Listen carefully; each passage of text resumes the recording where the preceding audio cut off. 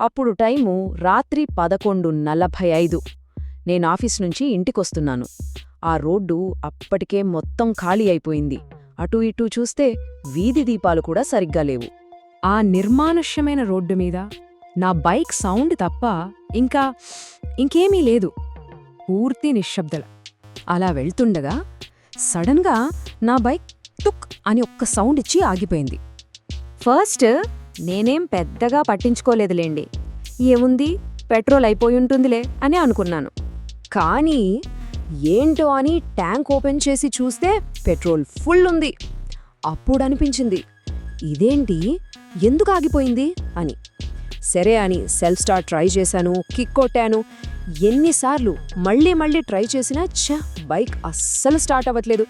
అప్పుడండి నాకు first time లోపలేదో ఒక తెలియని భయం అలా స్టార్ట్ అయింది. చుట్టూ చూస్తే పూర్తి నిశ్శబ్దం. ఎక్కడో దూరంగా నక్కలరుస్తున్న సౌండ్ మాత్రం వినిపిస్తోంది. మధ్యలో గాలి గట్టిగా వీస్తోంది. అంతా చిమ్మ చీకటి. ఫోన్ తీసి టార్చ్ ఆన్ చేశాను. చూస్తే సిగ్నల్ కూడా సరిగ్గా లేదు, చాలా వీక్గా ఉంది.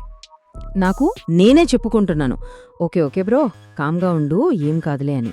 ధైర్యం తెచ్చుకోవాలని చూస్తున్నాను. సరిగ్గా అప్పుడే నా వెనకాల ఎవరో చాలా నెమ్మదిగా నడుస్తున్నట్టు శబ్దం వినిపించింది. కొంచెం సేపు ఆగి మళ్ళీ టక్, ఇంకొక్కసారి టక్. నేను ఉలిక్కిపడి ఒక్కసారిగా వెనక్కి తిరిగి చూశాను.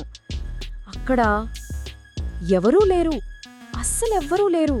నా గుండె మాత్రం చాలా వేగంగా కొట్టుకోవడం మొదలైంది. సరే అని మళ్ళీ ముందుకు తిరిగి బైక్ వైపు చూశాను. అప్పుడే నా కన్ను బైక్ మిర్రర్ మీద పడింది.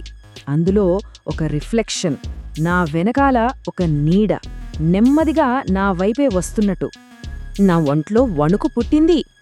వెంటనే మళ్ళీ వెనక్కి తిరిగి చూశాను. కానీ మళ్ళీ అదే, అక్కడ ఎవ్వరూ లేరు. కానీ అద్దంలో మాత్రం అది ఇంకా క్లియర్గా కనిపిస్తోంది. పొడవాటి జుట్టు, ఫేస్ మాత్రం కనిపించట్లేదు, జస్ట్ ఒక నీడ అంతే. నా చేతులు వణకడం మొదలయ్యాయి. వెంటనే ఫోన్ టార్చ్ లైట్ తీసి వెనక్కి వేశాను. ఏమీ లేదు, మొత్తం ఖాళీ. కాని అప్పుడే సరిగ్గా నా చెవి దగ్గర ఒక గుసగుస వినిపించింది. ఎందుకు ఆపావు? నన్ను వదిలేసి వెళ్ళిపోతున్నావా? అంతే. నేనక్కడ అక్షరాల గడ్డకట్టుకుపోయాను. ఆ వాయిస్ చాలా క్లియర్గా నా పక్కనుంచే వస్తోంది. కాని ఎవరూ లేరు. అంతలోనే నా బైక్ ఆటోమేటిక్గా సెల్ఫ్ స్టార్ట్ అయింది. నేనింక ఒక్క క్షణం కూడా ఆలోచించలేదు. వెంటనే బైక్ ఎక్కేసి ఫుల్ స్పీడ్తో అక్కడ్నుంచి వెళ్ళిపోయాను. వెళ్తూ నా వెనక మిర్రర్లో చూశాను.